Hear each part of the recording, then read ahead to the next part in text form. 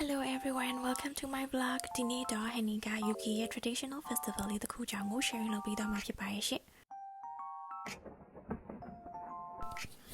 UK ရဲ့ကောင်းကင်မှာဒီလို fireworks တွေတွေ့လိုက်ရတဲ့အချိန်မှာအကုန်လုံးလေးဘာထိမ့်မှန်းနေလဲဆိုတဲ့ဟာမျိုးကိုသိချင်နေကြလိမ့်မယ်လို့ထင်ပါတယ်။ဒါကြောင့်မလို့ Honey ကဒီနေ့မှာဒီဟာကဘာထိမ့်မှန်းနေလဲသူတို့ဘာကြောင့်မလို့ဖောက်တာလဲပြီးရဲ့အခါမှာဘသူ့ကိုဆွဲပြပြီးဖောက်တာလဲပေါ့နော်အဲ့ဒါကြီးအကုန်လုံးကိုတစ်ချက်sharing လုပ်ပေးတော့မှာဖြစ်ပါရဲ့ရှင်တကယ်တော့ဒီနေ့က Guy Fawkes Nights or Bonfire Nights လို့ခေါ်တဲ့နေ့တစ်နေ့ပဲဖြစ်ပါတယ်အဲ့တော့ဘာကြောင့်ဒီအင်္ဂလန်ပြည်သူတွေကအဲ့လိုခေါ်တာလဲ Guy Fawkes ဆိုတာကရောဘာတူလဲသူကသူ့ရဲ့ကောင်းလားသူကဘာတွေလုပ်ခဲ့တာလဲသူ့ကိုဘာကြောင့်မလို့အမိတဟဲပြုတ်ပြီးတော့ခေါ်ရလဲပေါ့နော်အဲ့ဒီဟာလေးတွေကိုညီကပြောပြပြီးသွားမှာပါရှင်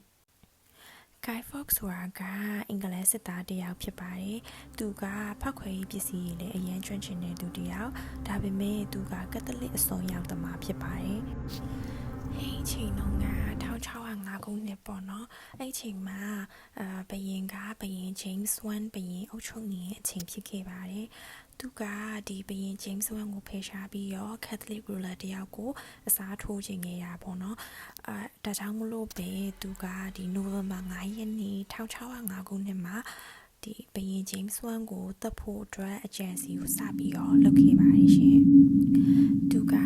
House of Parliament ရဲ့အောက်မှာသူဘုံနေထားပြီးတော့ဖောက်ခွဲရေးပစ္စည်းတွေနဲ့ဘယင် James I ကိုလှုပ်ကြံဖို့အတွက်ကြံစီခဲ့ပါတယ် But unfortunately ပဲသူရဲ့ဂျန်စီကပေါက်ချသွားပြီးတော့သူကဖမ်းခံရပြီးတည်ရပြီးခံလိုက်ရပါတယ်ရှင်အဲ့လိုမျိုးသူရဲ့ဂျန်စီပြက်စီးပြီးတော့ဘယင် James ဆွဲလွတ်မြောက်သွားတဲ့ထိမ်းမှန်နေနဲ့ဒီအင်္ဂလန်နိုင်ငံသူနိုင်ငံသားတွေကဒီနေ့ဖြစ်တဲ့ November 9 ရက်နေ့ကို Guy Fawkes Night ဆိုပြီးတော့သတ်မှတ်ပြီးတော့ကျင်းပခဲ့ကြတာဖြစ်ပါတယ်ရှင်အဲ့ဒီခေတ်တုန်းကဆိုလို့ရှိရင်တော့သူတို့ကဒီ November 9 ရက်နေ့မှာနှစ်စဉ်နှစ်တိုင်းဒီ Guy Fawkes ရုပ်လေးလုပ်ပြီးတော့ FAQ လို့ခေါ်တဲ့ရုပ်လေးလုပ်ပြီးတော့အဲ့ရုပ်တွေကိုရှိုးရပေါ့နော်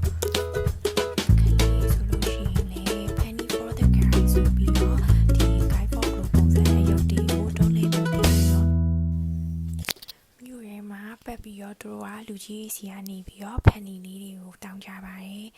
ပြီးရင်တော့ညဘက်ကျရင်သူတို့ကခုနပြောတဲ့ FAQ လေးတွေမီရှိုးတဲ့ထဲကိုရလာတဲ့ပန်နီလေးတွေကိုထည့်ပြီးတော့မီရှိုးပါတယ်ရှင်ဒါကတော့အရင်ခေတ်တုန်းကအင်္ဂလန်မှာဒီ Bonfire Nights ကိုကျင်းပခဲ့တဲ့ပုံစံပေါ့နော်အခုခေတ်နောက်ပိုင်းမှာတော့သူတို့ကဒါမျိုးတွေသိမလုပ်ကြတော့ဘူးမလုပ်ဖ ೇನೆ ဒီ fireworks လေးတွေပဲတနိုင်ငံလုံးမှာပဲဖောက်တော့တယ်ပေါ့နော်ဒါကြောင့်ဒီနေ့မှာအလိုမျိုး fireworks တွေကိုအင်္ဂလန်တနိုင်ငံလုံးမှာတွေ့ရတာဖြစ်ပါရှင်။ Guy Fawkes ကသူ့ရဲ့ဂျန်စီရောမအောင်မြင်သွားဘူးဒါပေမဲ့သူကနှစ်စဉ်နှစ်တိုင်း November 9 ရက်နေ့မှာအင်္ဂလန်တနိုင်ငံလုံးရဲ့ကောင်းကင်မှာဒီလိုမျိုးလှပတဲ့ fireworks လေးနဲ့ပြည့်နှက်နေအောင်တော့သူကလှုပ်သွားနိုင်ခဲ့တယ်ပေါ့နော်Honey ခုပြောထားတဲ့အကြောင်းအရာလေးတွေကိုစိတ်ဝင်စားရဲကြိုက်နေတတ်တယ်ဆိုလို့ရှိရင်တော့ Honey channel လေးကို like, subscribe and sharing လေးလုပ်ပေးပါအောင်ရှင် Thank you for listening guys